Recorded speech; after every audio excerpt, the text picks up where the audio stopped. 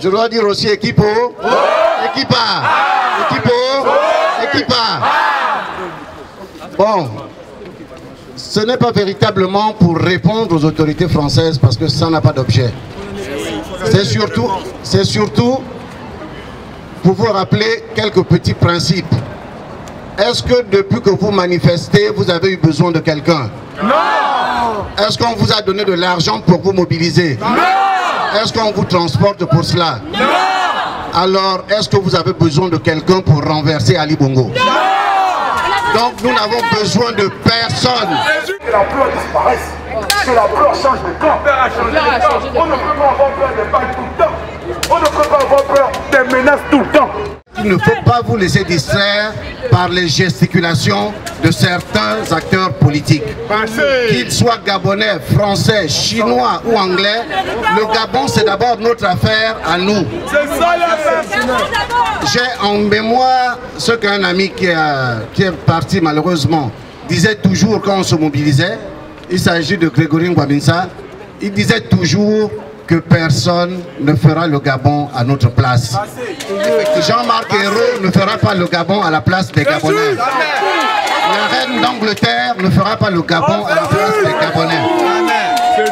Donc, ne vous laissez pas distraire par ces petites rodomontades, par ces petites gesticulations à caractère diplomatique et qui sont pleines d'hypocrisie.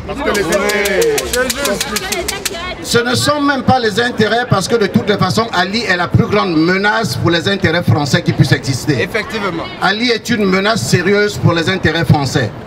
La preuve, c'est que depuis qu'il est au pouvoir, depuis 7 ans, les entreprises françaises, toutes autant qu'elles sont, ont connu d'énormes problèmes de trésorerie. Elles licencient à tour de bras. Donc Ali Bongo est une menace pour les intérêts français. Mais il est plus pour les intérêts gabonais et c'est ça qui nous importe. C'est juste. Donc, ne vous laissez pas distraire. Nous n'avons besoin de personne pour libérer le Gabon. Les Tunisiens n'ont eu besoin de personne. D'ailleurs, une semaine avant que Ben Ali ne tombe en Tunisie, la France était en train d'envoyer du matériel de maintien de l'ordre au pouvoir de Ben Ali. Ça n'a pas empêché les Tunisiens de chasser Ben Ali. C'est juste. Au Burkina Faso, les Burkinabés ont dit aux Français et aux autres, laissez-nous régler nos problèmes. Quittez dans ça. Et ils ont réglé leurs problèmes. Nous allons faire pareil. Les Gabonais sont très fiers de cette jeunesse. Et vous allez y arriver. Nous allons y arriver.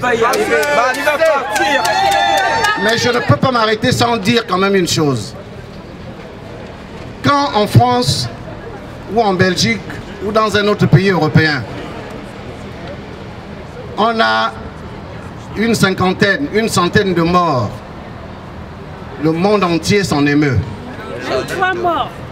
Au Gabon, ça fait plus d'une centaine de morts, provoqués par une armée qui est payée avec nos impôts. En temps de paix, un hélicoptère vient bombarder le quartier général d'un leader politique. Et ça, Jean-Marc Ayrault veut dire quoi? S'il veut pactiser avec un homme qui bombarde son peuple, c'est son droit à lui. Mais nous, les Gabonais, nous ne l'accepterons pas. Au nom de quelle valeur Jean-Marc Ayrault peut demander à l'opposition et au peuple gabonais de discuter avec Ali? Est-ce que eux, les Français, discutent avec les terroristes? Jamais. Or, nous sommes face à un terrorisme d'État où les Gabonais sont tués avec l'argent des Gabonais. Où c'est l'armée gabonaise qui est payée par le trésor gabonais qui tue les Gabonais. Est-ce que ce serait acceptable ici en France? Jamais. Donc, monsieur Jean-Marc Ayrault, vous avez raté une occasion de vous taire. Vous avez raté une occasion de vous taire. Et c'est vraiment dommage pour vous. Et c'est dommage pour la France. Mais les Gabonais vont continuer à se battre, quoi qu'il arrive. C'est juste. Quoi qu'il arrive. Libérez le Gabon. Libérez le Gabon. Équipo, nous allons continuer jusqu'au bout. Renverser une dictature de plus de 50 ans, ce n'est pas chose facile.